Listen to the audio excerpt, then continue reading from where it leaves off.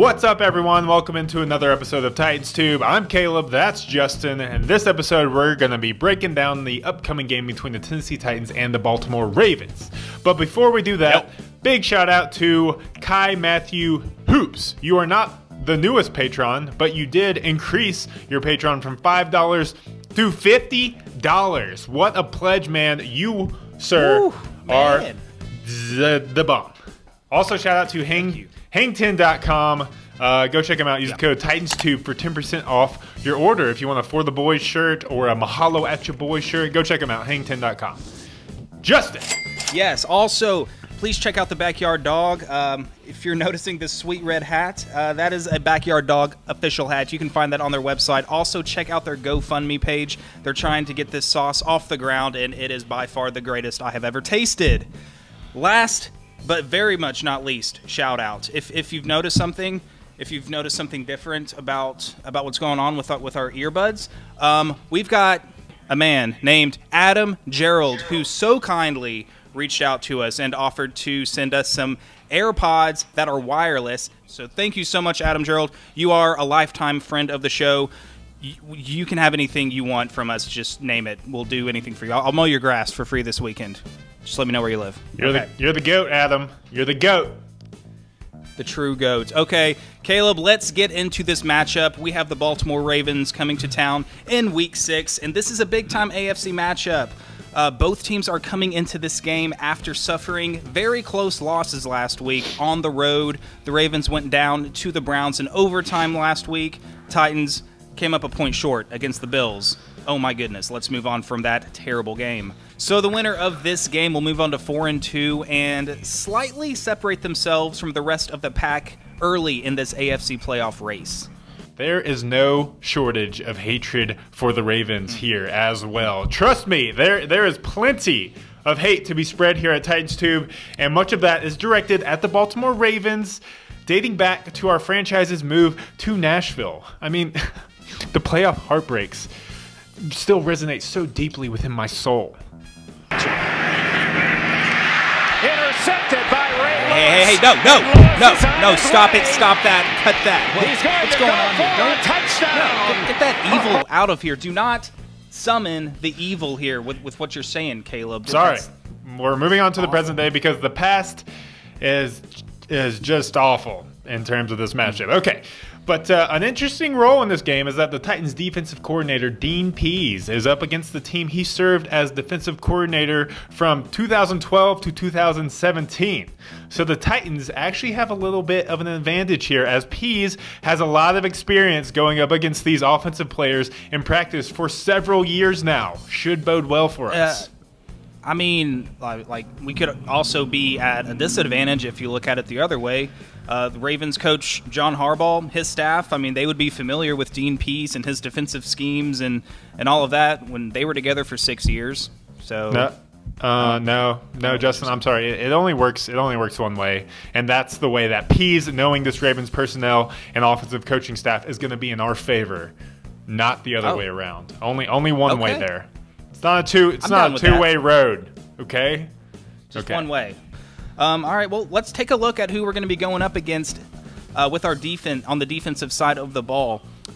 Is Joe Flacco back to playing at an elite level? Maybe not, but he's still playing great this season, better than he has in the past several years, as the Ravens' passing offense is putting up the 8th most passing yards per game, to go along with Flacco's 8 touchdowns and only 3 interceptions so far. Joe Flacco taking care of the ball this year.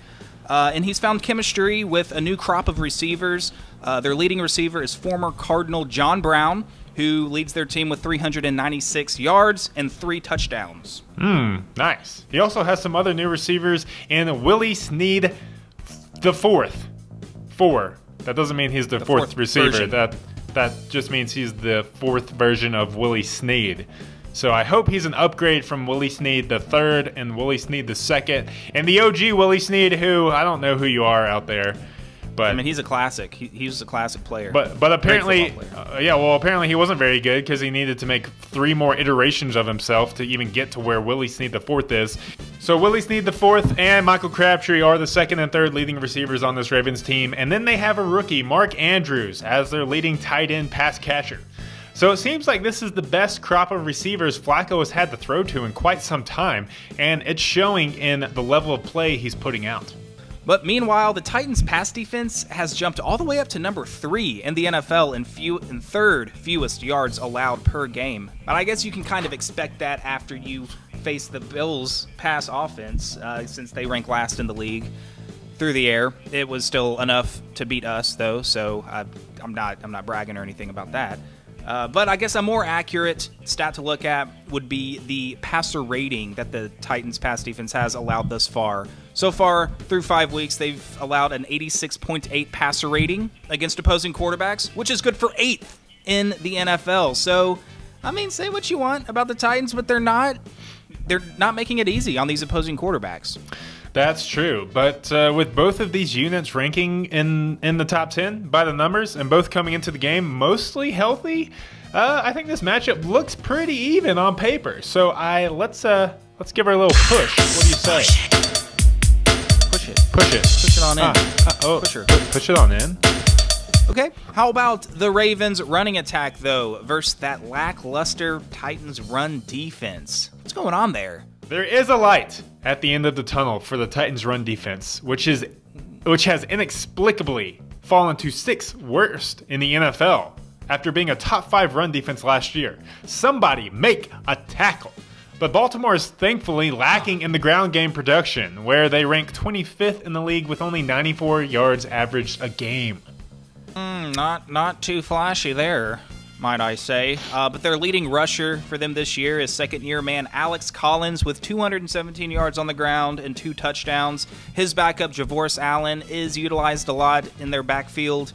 And look out, Heisman Trophy winner Lamar Jackson could be playing in this game. They've used him sparingly throughout the season as a running threat. So unless the Titans can figure this thing out, Lamar Jackson could be a serious threat in this game for us to stop. Yeah, I'm sorry, Justin, but I just have I got very little faith in the Titans' run defense, especially after watching Buffalo simply just run it down our throats to set up the game-winning field goal last week. Hey, don't be sorry, okay? It's important for you to be honest with yourself and for the rest of the Titans fans across the internet about the truth of the matter here, and that's the poor run defense that the Titans have so far. So until I see a turnaround, we've got to give the advantage to the opposition. Should we? Ravens get the edge? I don't see how we could get the edge in that one. Our run defense has been pretty pitiful through 5 weeks, so... Fine. Take it, Ravens. I don't want it. I don't even want it. We don't deserve it. Don't run with it too effectively. Switching sides of the ball now, what kind of passing offense are we going to see from this Titans team and Matt LaFleur? Are we going to see the one that put up over 340 passing yards against the defending Super Bowl champions, the Philadelphia Eagles? Or are we going to see the dead duck of a passing offense that we saw last week up in Buffalo? I mean, I'll be the first to say, I hope it's the former, because the Titans currently stack at 29th in the league in pass yards per game. So yeah, we need to change that number a little bit, get a little higher. Yeah.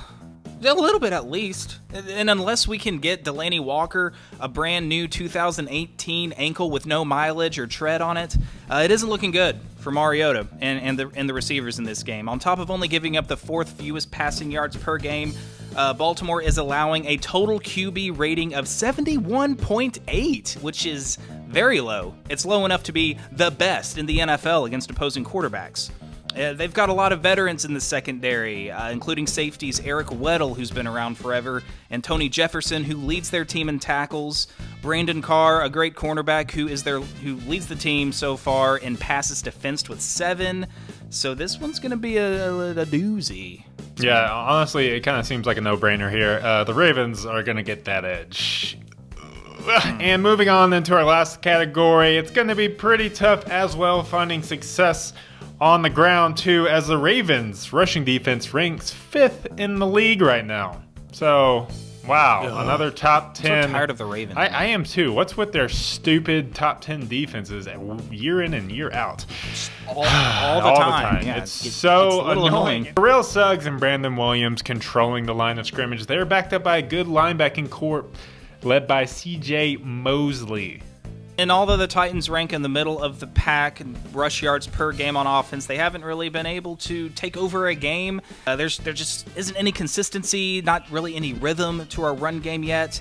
Our saving grace, though, is Mariota's ability to make something happen with his legs when something breaks down and keep defenses honest with his ability to tuck and run. And as we saw last week, hurdle. But yeah, there's just no way I can see us getting this advantage either. Jeez, dude, do we suck?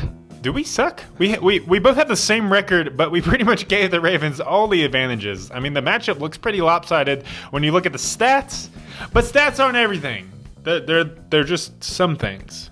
Remember that. Yeah. Stats aren't everything, just some things. And so let's move on to our keys and predictions, because where there's a will to win this game, there is a way to win this game. Justin, we've got Will Compton. No, he just got hurt in practice. Dang it, we don't have any Will. God. Where are we going to get willpower? My key to this game, it's going to be a tough one. Here's a key. Score a touchdown. We're going to have to score a touchdown if we want to win. Jeez. Get in the end zone, Titans. That's my key. Well, that's a given key. But my real key is kind of something I did just mention, and that's I think Mariota is going to have to make plays with his legs. We know it's going to be hard to pass against him. It's going to be tough to run against them. It's going to be tough to do anything against that defense with what we saw last week in Buffalo. So I think if Mariota can scramble, make some plays with his legs, that will keep the defense off balance enough to where we can score some points and hopefully come out on top. So that's my key. Mariota, playmaker on the ground, here and there, please.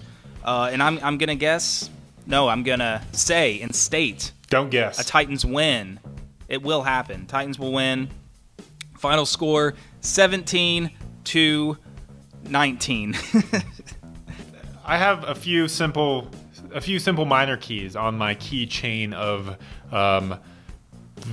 ways to get this victory. First one being, I think our run defense really needs to step up and shut down Alex Collins. The Ravens' rush offense hasn't been great, so I think this is the game where our run defense, our front seven, can really lock them down, make Joe Flacco and that Ravens offense one-dimensional, and try to make Flacco beat us with his arm, because I'm still not convinced that he is an elite quarterback. I know he has some new weapons this year, but I have confidence in our third-ranked passing defense and our MMNCB back there to take advantage of Flacco if we make them one-dimensional. So that's my first key.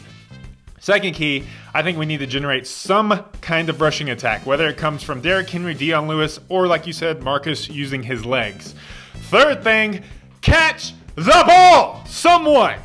Whoa. That's it. Just simple. I think if we can catch the balls, I think we'll be fine on offense. Amazing, right? Cameron Batson, welcome to the official roster. Please catch a ball. What's happening over there? Oh, I caught the sneeze that you threw at me a while ago. Not bad. Well, at least you can catch something, unlike Nick Williams. That's right. I bet Nick Williams couldn't even catch a cold if he was up in Antarctica. Oh. Anyways, those are my three keys right there. Someone make a catch on the ball this week. That's not Corey Davis. And I think we're gonna do it. Ravens showed some weaknesses, losing to the Browns last week, which would have been funnier if we didn't. Yeah, it would have been funnier, Justin, if we didn't also lose to the Bills. But anyways, we beat the Ravens. We beat the Ravens last year when they came to Nissan Stadium. Kevin Byard recording 2 interceptions. You know what? I think he's going to get 2 more. I think he's going to get 2 more this Sunday. And I think the Titans are going to do it and win this one. And another close one. I'm going with another...